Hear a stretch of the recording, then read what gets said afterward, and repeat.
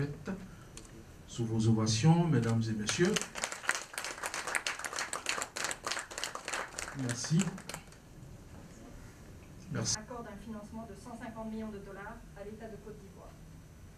Ce projet, qui sera mis en œuvre avec le... Directrice des opérations de la Banque mondiale en Côte d'Ivoire, Monsieur le représentant du Premier ministre, Mesdames et Messieurs les directeurs de cabinet, Monsieur le directeur général du Conseil Coton-Anacarde, coordonnateur du PPCA, Monsieur le coordonnateur du portefeuille des projets financiers et cofinancés par la Banque mondiale, Madame le coordonnateur du PAGDS, je dis ça parce que c'est très compliqué, PAGDS, Monsieur le coordonnateur des projets santé financés par la Banque mondiale, Mesdames et Messieurs les directeurs généraux, directeurs centraux, chefs de service, honorables invités, chers amis de la presse, Mesdames et Messieurs. C'est pour moi un réel plaisir de prendre encore une fois la parole en présence des représentants de la Banque mondiale à l'occasion de cette cérémonie de signature portant sur 3 accords de financement. Comme cela a été mentionné tout à l'heure, il s'agit du projet de cohésion sociale des régions nord du Golfe de Guinée, du projet d'amélioration de la gouvernance pour la délivrance des services de base aux citoyens et du projet stratégique de préparation de réponse à la COVID-19 en Côte d'Ivoire. Permettez-moi avant tout propos d'adresser mes remerciements au groupe de la Banque mondiale, partenaire majeur de notre pays, intervenant dans la quasi-totalité des secteurs de développement de notre pays. Mesdames et Messieurs, le 23 février dernier, nous procédions dans cette même salle à la signature de l'accord de financement de la 3e phase du projet Emploi Jeunes et Développement des compétences. Aujourd'hui, ce sont 3 accords de financement.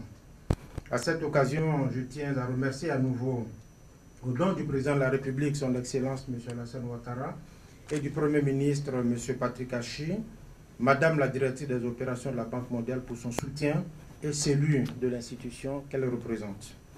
Madame la directrice des opérations, la cérémonie de signature des accords de financement ce jour nous donne l'occasion de dire encore une fois l'excellente collaboration entre notre pays et le groupe de la Banque mondiale.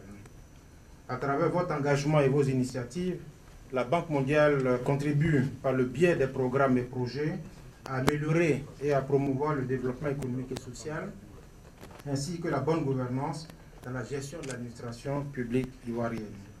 En effet, en dépit de l'environnement fortement marqué par la crise née de l'apparition de la pandémie de Covid-19, vous n'avez ménagé aucun effort pour soutenir la Côte d'Ivoire dans le processus d'approbation de ces projets. Mesdames et Messieurs, je voudrais également vous adresser mes cordiales salutations. Votre présence traduit toute l'importance que vous accordez à cette cérémonie de signature de plusieurs accords de financement. Permettez-moi de saisir cette opportunité également pour exprimer mes félicitations à tous les acteurs qui ont pris une part active à la préparation de ces projets. Mes remerciements vont particulièrement à l'endroit de tous les ministères sectoriels concernés, les collectivités territoriales ainsi que les démembrements de l'administration pour la qualité de la collaboration entre nos départements et structures respectives. Mesdames et Messieurs, le gouvernement ivoirien, dans ses actions visant à relever les défis en matière de réforme des secteurs économiques clés et d'amélioration de la gouvernance économique, a sollicité et obtenu l'appui financier de la Banque mondiale à hauteur de 85 millions de dollars, soit environ 54 milliards de francs CFA pour la mise en œuvre du PAGDS. Ce projet a pour objectif de renforcer la capacité du gouvernement en matière de budgétisation, de passation de marché, d'amélioration des prestations de services ciblés dans l'éducation, la gestion des contrats routiers et la facilitation de l'accès aux services financiers.